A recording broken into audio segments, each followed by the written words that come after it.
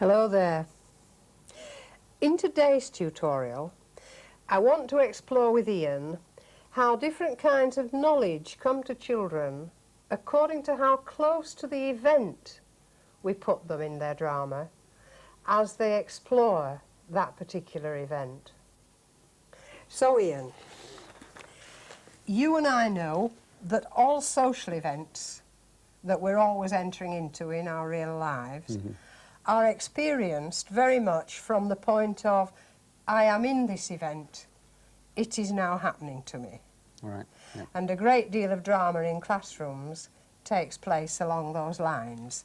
Shall we all agree that we are in a cafe or we are, in this case, we've set up the map of Jerusalem again and the road from Jerusalem to Jericho. Yes. So you see, the normal way in which drama would explore the event of the Good Samaritan would be that a Good Samaritan, it doesn't look a bit like a Samaritan really, but if the children were enacting the event as the story tells us, you'd have your Samaritan going from Jerusalem to Jericho. You'd have him set upon by thieves. I mean, these are just symbols. So you see, you've got 4 in your cast. Then you've got 5 in your cast because a priest comes by and does nothing. Then you've got sort of 6 in your cast as a Levite passes by on the same road from Jerusalem to Jericho and does nothing. And finally, the Samaritan passes by and takes the sick man to the inn. Right.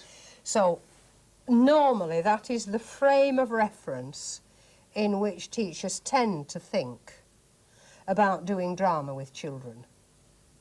Right. Now, my feeling is that if you do this, the children have to behave as if they know about living in biblical times. They have to be able to take on the personas of priests with responsibility for priestly things and so on, and to get depth in such an event, which is a truly terrible event, that a man is set upon, and 2 people who are dedicated to humanity do nothing, and then an enemy of his tribe comes along and assists him. It is portentous, it's enormous. But if they have to try to live in those times, to behave as those people, frequently they end up being a little bit shabby.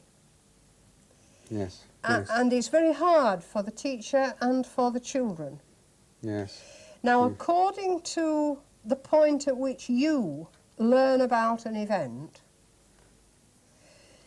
changes how you understand the event. If it happens to you, you've a totally different understanding of it. You'll never be able to communicate that understanding really fully. But if it happens to somebody else, and you learn of it because they tell you of it, your coming to terms with this horrendous situation will be quite different. You'll get quite different kinds of knowing. Now, I've isolated about 9 distances from this event of the Good Samaritan. And I want to try to show you how these different distances and viewpoints that the children would enter this material of a terrible mugging will actually breed in them different kinds of knowledge. So if you don't mind being a bit patient, I'll try to talk you through them, because I haven't got a class of children. I can show this to you and prove it. Now, I've isolated these 9, as I said. Now, you see, if it really happens to us, we're participants. If we're participants, we have to understand all the depth of our lives, our responsibilities and so on. And everybody's entering it from a different viewpoint. Thieves have to know about thieving. Levites have to know about Leviting.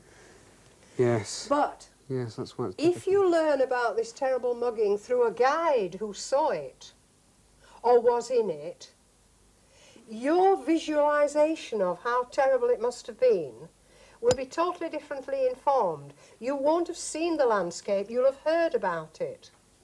The questions you ask will come because of the way it was told to you. Yes. Now, every one of these then provides the children and you, as a teacher, with a totally different way of understanding the terrible events of the Good Samaritan. Now, don't think, if you work as an artist, if the class worked as artists, don't think they won't experience this event as a truly terrible thing. They still will. Right. But they'll experience it because in order to use the story in a new way, perhaps to paint it, or make a stained glass window of it for a church or a hospice, they have to look really closely into it. So don't think that the further down on this scale you are, the less they are close to the Good Samaritan. So the skill for you, if you want to use this notion of framing, and this is a phrase used by Goffman, who's a sociologist. He says, all events are framed according to the window that you look at them from. So you put a frame round. Right. And if you talk about them, that frame is in the way you talk. If you weren't there but you've only heard about it, and then you tell it to somebody else, you hone the language that reminds the person you're telling that you didn't see it, you weren't there, but you've heard about it. Well, she told me, and from what she said, all that kind of thing goes on, you see.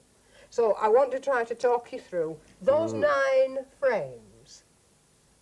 Right. I found the idea of windows very helpful, actually. Yes, that's right.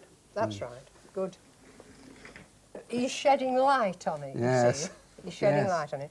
But in each case, it is the Good Samaritan's terrible dilemma, or the priest's choice, or the thieves, or the innkeepers. We're always going to realise this is a terrible event. If I only tell it, I can get away with it and it doesn't sound bad at all. Well, it just passed by and then he passed by and so on and so on. But when you break that down, as we started to do in an earlier tutorial, you see, you've 22 episodes in the Good Samaritan. Yes. Bathing his wounds with oil and wine is a whole experience. So in seeking to explore this simple-seeming story, you've 22 kinds of experience available, provided you don't just run through it in that order, right? Yes.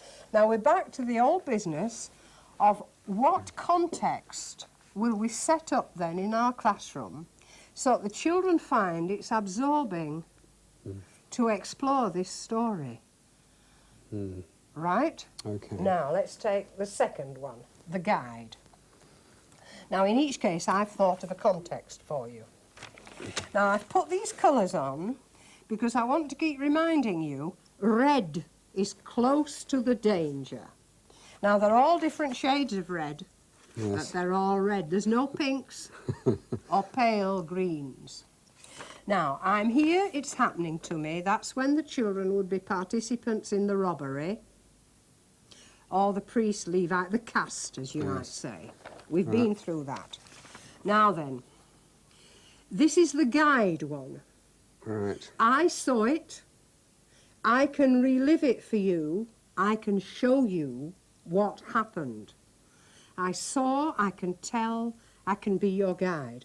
Now, if a teacher wants to use that way of getting at the Good Samaritan, she's got to find a system whereby the children in the days of the robbery, that's biblical times, were in a position to see it happen.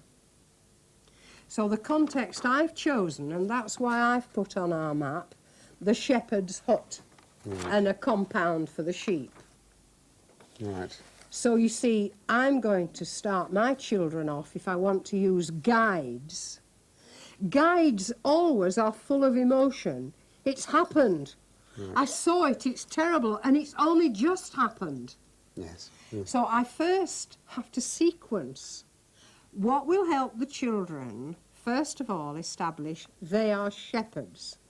So I have to deal with that first. Don't ask me how for a minute, because I'm trying to deal with this. Yes. The second thing is, under what circumstances were they enabled to witness a mugging? Right. And what are they afraid of now? Now, the context I've set in then is some shepherds saw a terrible robbery, but they know the thieves saw them. Right. And they live in fear that if the thieves come back, they could suffer terribly. Because from what they saw, if you look at this, they saw quite terrible robbery. You see, they stripped somebody, they beat somebody, and they left him half dead. And if they saw us watching, as they probably did, our lives now may be in danger. Right. Who do we tell? What kinds of protection do we seek? I mean, in modern times we might go to the police, but who do we go to? So that would be the sequence of events. I first have to get into shepherds. Then I have to get into seeing the robbery. Now, to see the robbery, I can't actually set it up, because otherwise I might as well have done it in the first place. Yes, I see. So I need the conventions that we've spoken of before. How could, as a group of shepherds, feel they'd been there watching? And for that I can use my conventions. Right? Right. Who do they then tell? Guides have to have an audience. I've thought to myself, somebody they might tell is their wives, who live in these houses over here, and who wouldn't have seen the robbery happen down there because they might have been busy with the children. Shepherds could see it because they're high up, directly above the bridge in our rather crude map. How do they tell their wives? Now, you see, it is the questioning of the shepherds that helps them experience how terrible the robbery of the Good Samaritan was. The shepherds would see all the way down to the inn. They would see where the thieves went. They would see how the donkey with the oil jars, whatever the merchant was carrying, was taken away. And so the questioner would be very important in this. So I would be the wife Right. at first. Yes. When it came to what's happened, why are you so late? I've come over because, don't you realise, everybody's waiting for you for the feast tonight. It's the Passover. And here you are, not come back yet. Why? And it would be my questions that would help them teach me their grasp of this. Does that make sense to you? Yeah.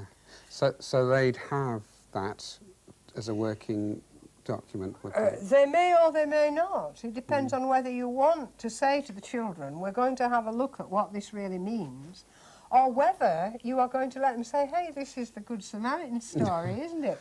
It's up to you. Yes. You've got all the choices in the world. The big choice you've made is that you think it matters, that they should consider this as an important event. Yes. And if you decide, no, it's too gruesome, I don't want my class to know this, well, you better not just tell it glibly, because that wasn't why it was told in the first place. So the choice is yours. It's nasty stuff, this. This is news of the world stuff, you know. Yes. Now, in the second one, now, just go back a moment then. The guides would be forced by telling me, and why they're late at the Passover, for goodness sake, or any Jewish festival. I mean, you could do it according to the time of the year. Right. Yes. They will be forced to get very close to how it was through me. So if you don't fancy yourself in that sort of role, you know, the old shepherd who comes, the old ex-shepherd, as you might say, who comes to know why they are not there when they should be there. Now the third one really, is this one. There is an agent here who says, I am going to set up a situation in which you have to relive an event. I'm an agent. I'm empowered because I am a go-between. Now, you see, if I'm a wife going to see why they're late for the feast, I'm not a go-between in the same way as the agent. The agent says, for me, with my authority, you must give me a full explanation. Now, you see, what these 9 frames give you also is you can shift time. The shepherds live in the same time as the Samaritan and the merchant and the priest and the Levite. Yes. But in this one, I've deliberately shifted time. I've made a modern TV programme. The agent is the TV producer of the series with the authority to say, I'm inviting people who've had interesting experiences of courage to come forward, and we are going to try to examine these situations where people have found a lot of courage to do something, and we will give a kind of award. So what we're really doing is helping our audiences look at how courageous people do behave under pressure. Right. Yeah. So you see, we've got a camera, and we've got, in my case, I've chosen my man going from Jerusalem to Jericho in the original story is now a businessman crippled because of a mugging. 20 years ago, the man was mugged.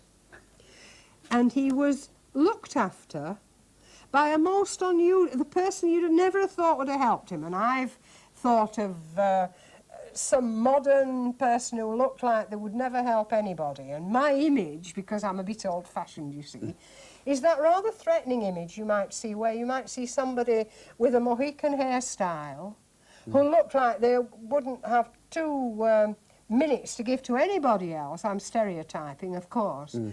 They came and they helped him. Just as the other week, somebody looking like that carried my suitcase. He just took it off me and said, come on, old woman, and he took me up the steps in Birmingham New Street.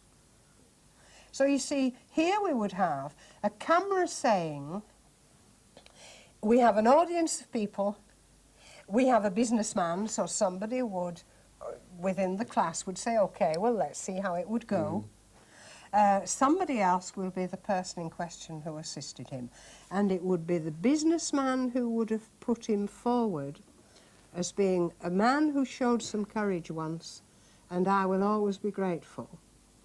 Now, you see, the camera, as the agent, can say, in a rather cool way, we realise that you can't get up and show us how it was to walk that day from the office with the money to go to the bank.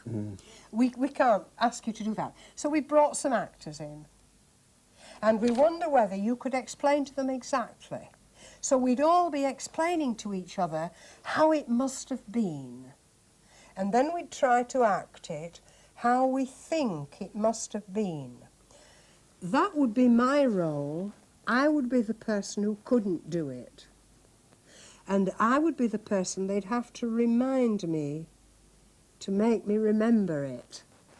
Yes, and they'd have to question you. And they would be questioning me.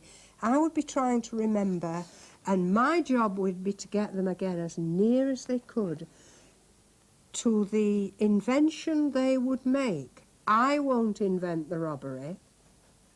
So all I was doing was going from there to there with some money for the bank. They will show me the streets, they'll invent the roads, the turning points, and what's more, if we had a real video camera we could use, we'd use it. If we didn't, we'd paint it. We'd set people up and say, well, I know I was just moving round a corner to the left, and in charcoal we could sketch it. Now you see here, a long time has passed. We're talking to an elderly man, still in the prime of life, still running his business, but grateful to this young man who saved his life. So when we come to pouring in oil and wine, what's the equivalent, is what one would be saying. We'd be using this now to get at what is the equivalent of oil and wine if you just pick somebody up off the roadside in a gutter. What do you do? Do you take your tie off, put a tourniquet on? You know, what do you do? Now, this sort of framing demands very close scrutiny of the matching event. You see, there's no river, there's no little narrow road. There might well be a back alley, of course. He may be dragged in a back alley. What do you remember of the thieves? Can you demonstrate? Can you help us know what you remembered? Can you make us able to do it? And so that would take you extremely close. I mean, that is really dicey stuff because it's in the modern situation. And it's perfectly reasonable. Now, of course, I wouldn't do that one with tiny children. This one we might risk with small children, not little tinies. It's a nasty tale, so, you know, there's a lot of responsibility in choosing material. My problem is, and I mean, I don't know where you stand on this, this is up to any teacher has to decide this for themselves. I can't just tell that story as if it's just nothing. I will not use it as nothing, because it isn't nothing. And it has been repeated all through time. So, if I tell it, it'll mean something, and if I work on it in drama, it'll mean something. Right. You take your choice. Now, this one is a safer one than that one. Here, you have an authority figure. I must reconstruct the meaning of the event because there may be other possible results arising from such events. The law may have to be changed, and so on. Now, here you see the authority can be anyone that you choose to have. It can be in any period. In the one I've chosen, I've considered it to be the high priests of the temple. I've moved it back. Now, this is a rather negative authority. We want to know who's telling tales about priests. Right. Now, you see here, it's not wives wondering why you're not at the feast.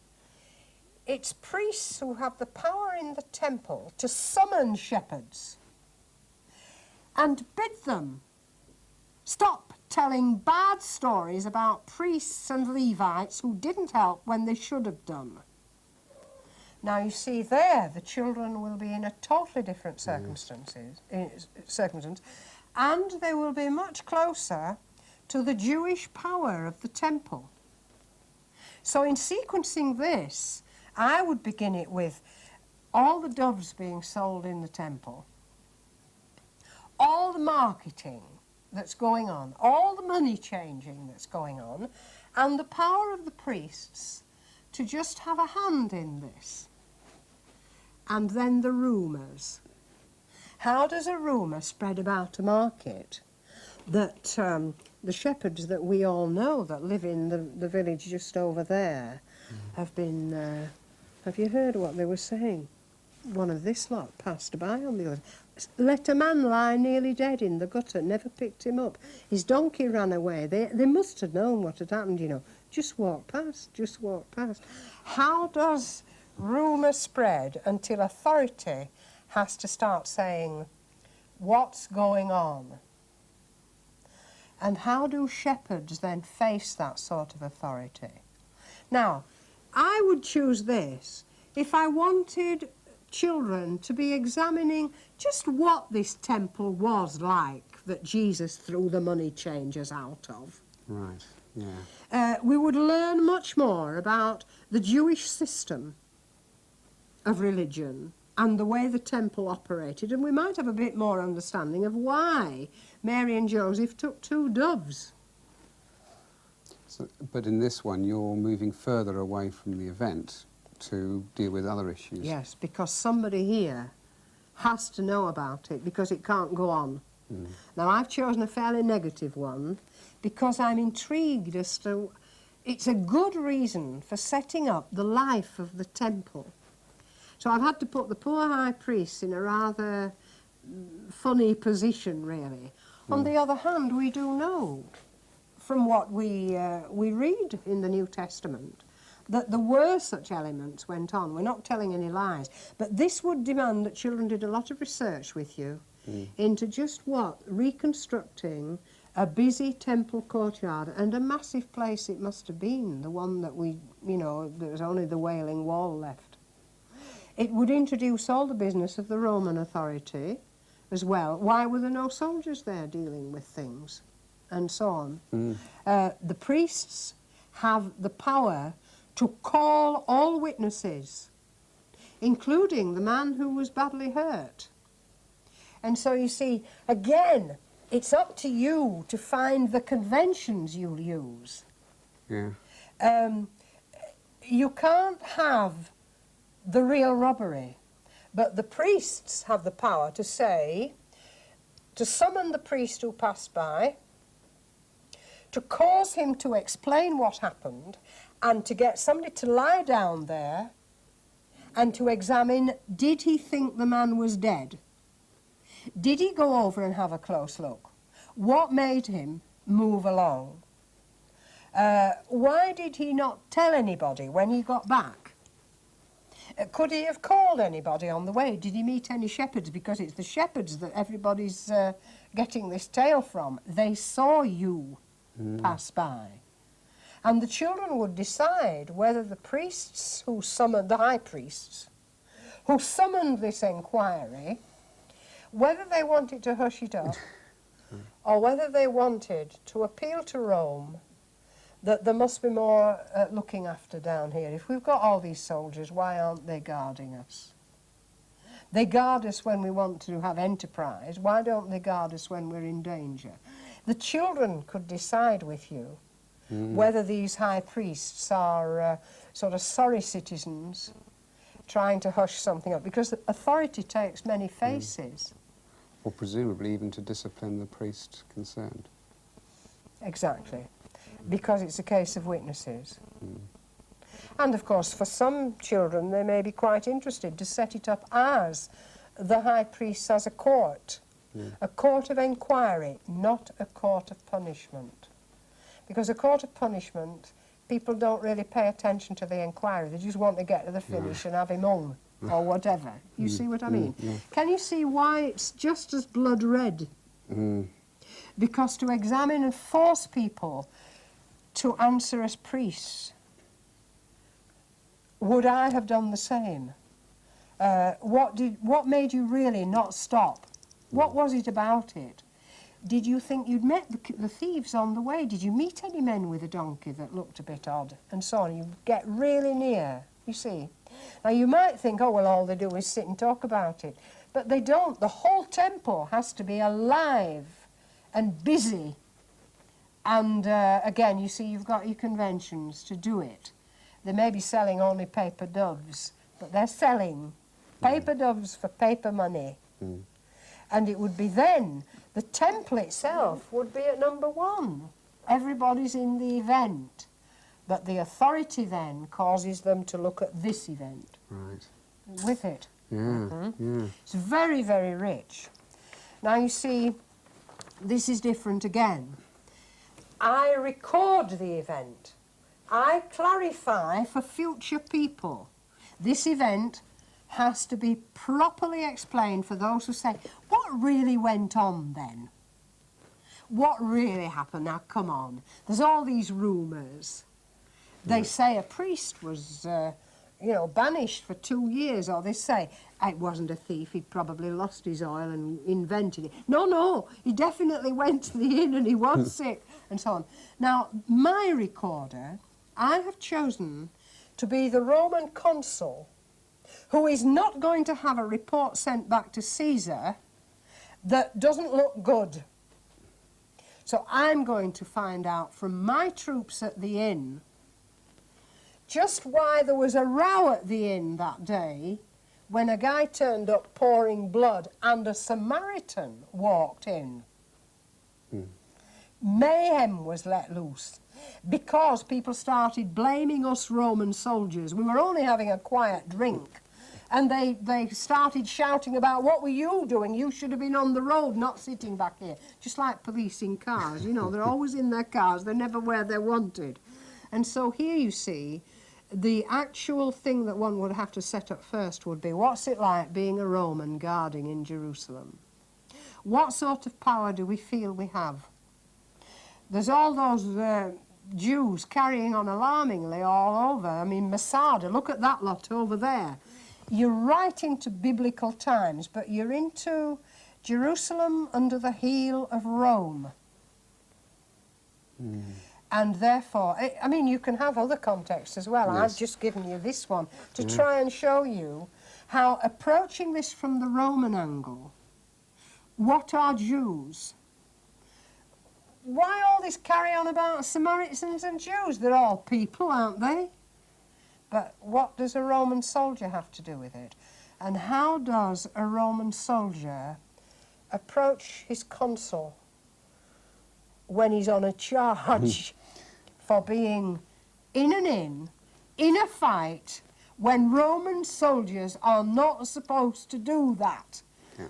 Birmingham 7 or 6 or 5 or whichever lot it is. It's the same thing again. Nobody reported they'd been in a fight. It was reported by the high priest to me you'd been in a fight. Now, people are going to inquire. I'm going to have the truth. Now, those Roman soldiers never saw the robbery. They never met anybody who'd seen the robbery. All they knew was they were there having a pint or whatever when all hell was let loose because somebody turned round and said, and where were you? There's a guy nearly been half killed just outside here, and you're supposed to look after us. And so the fight came. They won't be caring about the wounded soldier. They'll be caring about why they ended up with 2 broken ribs and a bad leg. And does that make sense again? Now, you see, the knowledge children will have of the times will be totally different. They don't buy and sell sheep. They don't go into the temple except perhaps to change some money. In fact, they probably don't go in there if they can avoid it. Certain ones will go in there, but not folk like us. What's the Roman system of promotion? How far away is Caesar? What does a Roman soldier live by? He's no Jew. He believes in Mithras. What gods does he worship? And, you know, what gods does he call on when he says, oh my God, we're in a mess now? Mithraic gods. So you have a chance there, you see, for the 2 kinds of gods to come together. It's fairly advanced religious studies if you choose it to be. And of course it's to do with the courage of the one who stood up for humanity, not for rank or power. He stood up because he said, there's a man here hurt and I'll pick him up. So that frame gives you that sort of range. Yes, I can see it's... The main thing is, it has to be cleared up because people will say, what really happened? There's your Birmingham 7. What really happened? So you see, you get all kinds of witnesses coming in on this one. The Samaritan may not be traceable. He's gone back to wherever he was coming from. The man may not yet be well enough to deal with it. He may have doesn't wish to talk about it because he's quite broken by the event. The priest can be called in. The Levite can be called in. The innkeeper can be called in. All the people in the inn can be called in. Who is my enemy is a question there. Yes. Because when that Samaritan knocked on the door and the innkeeper opened the door, imagine the shock. It'd be like something from Mars. Right. And with this one, the recorder doesn't need to be impartial. No, no. Because somebody's going to ask. He can be impartial. You see, you can say to the children, do you want me as your consul until we get some consuls, you know, because somebody has to start it. My belief in being the consul will sustain the class into believing they are Romans. And eventually other people too, because by contract they can stop being a Roman and start being a Jew to get the other point of view. They can all be Samaritans if they want, because we can all stand in the position of the Samaritan at the inn door to try and explain to the consul what we think was in his mind. Speaking as a Samaritan, I might be able to say to the consul, well, I reckon he'd be thinking something like this. So we'd be looking really at historical truth as far as we could find out. You know, why was there enmity between the Samaritans? What were the Romans really doing in Jerusalem at that time? Was it at the time of Masada? Or was it after Masada? And you may say, oh, I don't want to be bothered with all that. It's up to you, really. The consul, of course, could demand a very specific level of language. I wish you to give me no emotional response. It is my task to put down what happened factually. Stick to facts. It's a way of helping children distinguish between accounting, recounting, feeling it, telling it, and specifying it. So according to the recorder, thus you can breed your language. Because I will write exactly what you say in this. So I could actually say, tell you what, let's make a record for Caesar that is entirely based on the feelings his soldiers have of being so cut off from Rome. Just another straw. Now let's try it again. And let's try the coolest possible statement we could make to Caesar so that he sends nobody to look into the matter. Their language will be bred out of the context. And I can think of 16 different ways of writing a report, can't you? Yes. And every soldier could be forced. I mean, we could do it as a contract. Let's all write our own, with a very, very big chip on our shoulders about, you know, I haven't had leave for 5 months and no wonder I got into a row, you know, and dear Caesar, you know, and my mother has not yet sent me my new cloak, and so on and so on. You've got a range of things, because any recorder can insist that every soldier writes his own report. And what's more, if you want, you can do it on wax with styluses. And I'll bet you fairly brief, you see. Because young children could easily do that on wax with styluses, because they're easy to make. You know, you only need a bit of beeswax, and it'll come in forever. Now, you see, we come to the press. Now, the press is the story keeper, because they publish publicly. And the press has a right to say, OK, I wasn't there, but I can tell you how it might have been. And what's more, I understand it this way, so I'm going to sell it to you with a bias. Right. Now, the bias needn't be negative. It's just that, you see, I provide a commentary because I think this event is important enough to tell you about. Now, in this one, I have to just check the context I was going to use, because I have a feeling the press... Wait a minute. Here, where are we? I'm not going to be able to find it very quickly.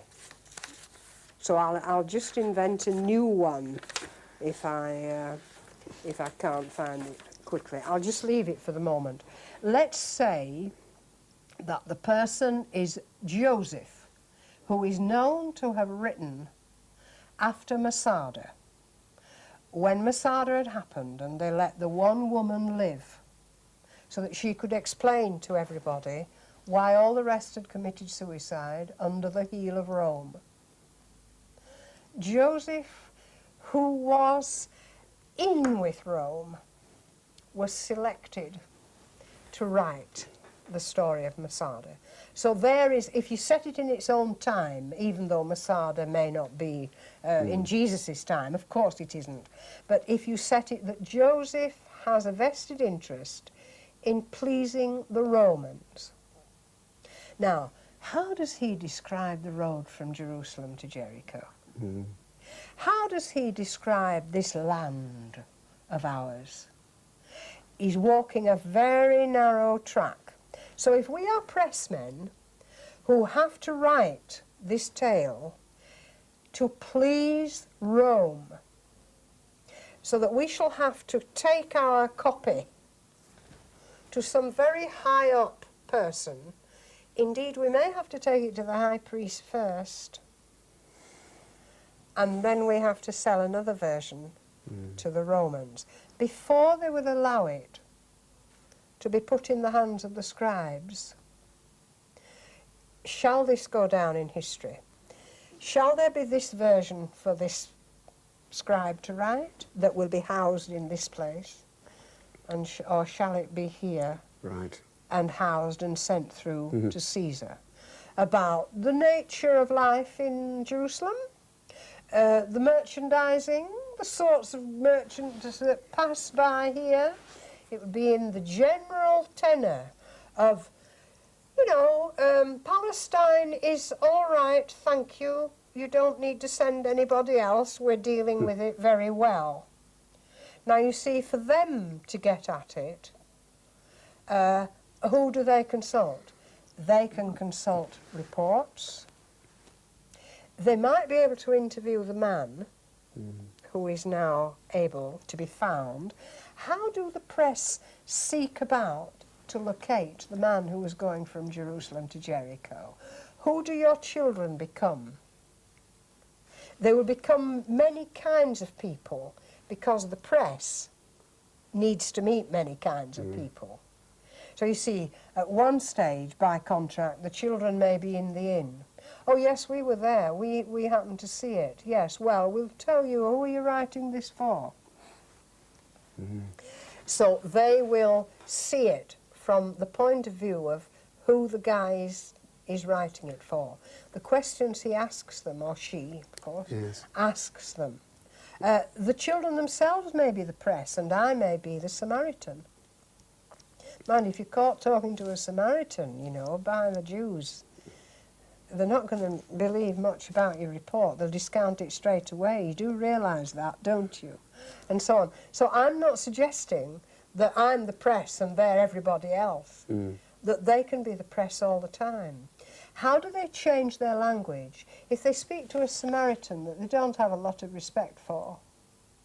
Even though he did do quite a, yeah, okay. Mind, it's a pity he hadn't been one of us. You know, but still, never mind, we can play that bit down. And then, how do they speak to Roman soldiers who should have been on duty on the road but weren't?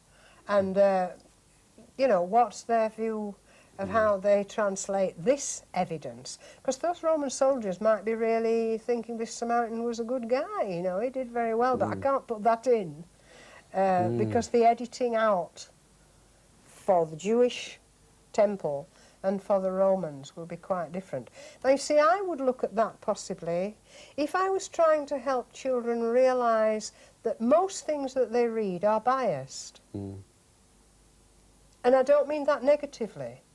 That if you read in a history book that William the Conqueror was promised the throne by Edward, you might in another history book read that he was led to believe he'd get it. They're both written, and William in each case invaded. I mean, let's face it, he did come and conquer. But being led to believe, as one historian puts it, is quite different than being promised it. And so there, purely as a short exercise in writing the same report for 3 different groups of people, you might say, well, I don't need the Good Samaritan for that. And I'd say, but one of the values of using the Good Samaritan is, A, it is a perennial recurring circumstance of greed and neglect and heroics You can look round every day and find such examples. Secondly, if you set it back in early Palestine, you can just get a cleaner view of something because it's not coloured by the immediacy of today. Yes. And it allows you to get people off guard a little bit. Yes, they're not themselves quite. That's right. They can come cleaner to it, to the events of it. But it's in the context of bias, in that case, if that's what you choose to do. And of course, with high school students, you may well say, OK, here are the facts. A man, this is what was said at the time, as somebody told us of this. Let's look at the Daily Mirror and let's get the style to put that as a Daily Mirror report today.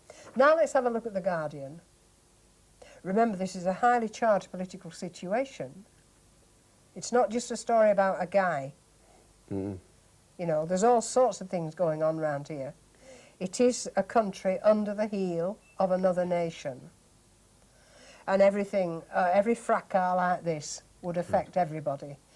Now let's have a look at how the Sunday Independent would deal with it. So it means a close scrutiny, and you wouldn't be standing up and acting it at all. You'd be getting all the daily newspapers, reading them, and differentiating between the styles, and presumably having some fun with doing it. Now then, let's have a look at this one. You see, we're still on the deep red. We're still coming very near. Right. In fact, that Daily Mirror, come Guardian, come whatever, would get you terribly near in each case. And if people came in, they wouldn't think you were dramatising at all, because you can't take the top off your head to show how 9 ways of writing it gives you 9 different dramatic experiences of it. Yes. And you'd have an exhibition, wouldn't you then, of all the different styles. And some people would find it was dead easy to write in this style, but they'd have scrutinised all those newspapers and maybe a bit of good would be done. Because you're not having to say, don't read that and read that. That's nothing to do with you. So now we research the event. I want to throw new light on it because some time has passed. Now you see here, you've got to have a reason why we have to look into it. Now, the one I've chosen is that if we are running a modern hospice and we want to scrutinise, we want to find a logo for our hospice. Now, the Good Samaritan is a wonderful one because look at what he did. He ploughed in there and nobody else could help. He got in there and said, I will look after him. He didn't say, I've saved his life. He said, whatsoever else he needs, I will come and deal with it when I can. So if people were saying, we want to, we'll hire some consultants, and we'd like to use the Samaritan as our image, we never stop helping, and what's more, we help anybody, regardless of wealth. If they need, if we can, thus we do. So you see, the class in this case would be a firm of consultants who have to check on this tale, this long tale that happened ages ago that nobody bothers much about now. It's shut in a right big book with small print on thin paper. But they want us to look at it to see how we could use it in publishing about our hospice. We are going to produce brochures. The kind of language in these brochures that sort of story that could get through to help people say, oh, yes, oh, I certainly would like to contribute to that. So if we want to open a new ward that we can't yet staff, and we want a blitz on the local community, if that's the right word, to really get home to them, this is what we do. There's blood and guts here. How do they scrutinise that story to make the most of it, to make direct appeals? What sort of photographs? What sort of drawings? What sort of logo? And the hardest one is the logo, because a logo has to say it instantly. Print can go on wandering about a bit and give examples, but a logo has to be the Samaritan that picks you up, you see. Now there, you see, they would simply be sitting, working as consultants, interviewing, talking to people in the hospice. So sometimes by contract they would be hospice workers, explaining the work of the hospice. There may be architects at some stage designing the hospice, looking into the ward, the equipment of such wards, and finally producing the brochure with the Good Samaritan logo that they possibly then would put into a radio programme, interview local people about it, and so on.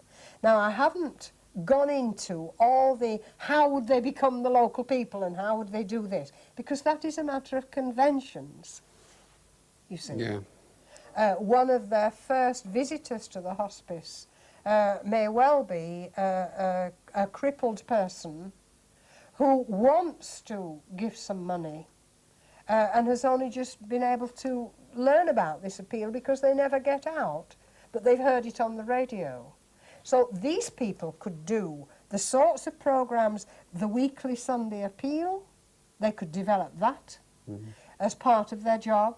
They could run a TV programme, which they would invent, of course, in the classroom, and demonstrate the Good Samaritan story and show how this is an exact parallel. We didn't do the mugging, we deal with people who are sick. And what's more, we deal with them when other people pass them by. You see, it's an absolute... So the actual, their job will be to try to translate that into modern times. Yes, yes. In this case, I've set it as a hospice. But of course, if you research an event, it's always happened before. And the further away it's happened allows you to deal with, well, you know, there's new ways of looking at this now because, and so on. Now, there are the last two here, which I'll deal with together, but here we compare this event with others. So you see, we might look at stories, all of which have heroism in them. And this one of the Good Samaritan. And what we might be looking for here is, what is a hero? How are heroes recognised? And so on. Right. So the children might be compiling a wax museum of heroes. People who, against all the odds, found they could do something under pressure.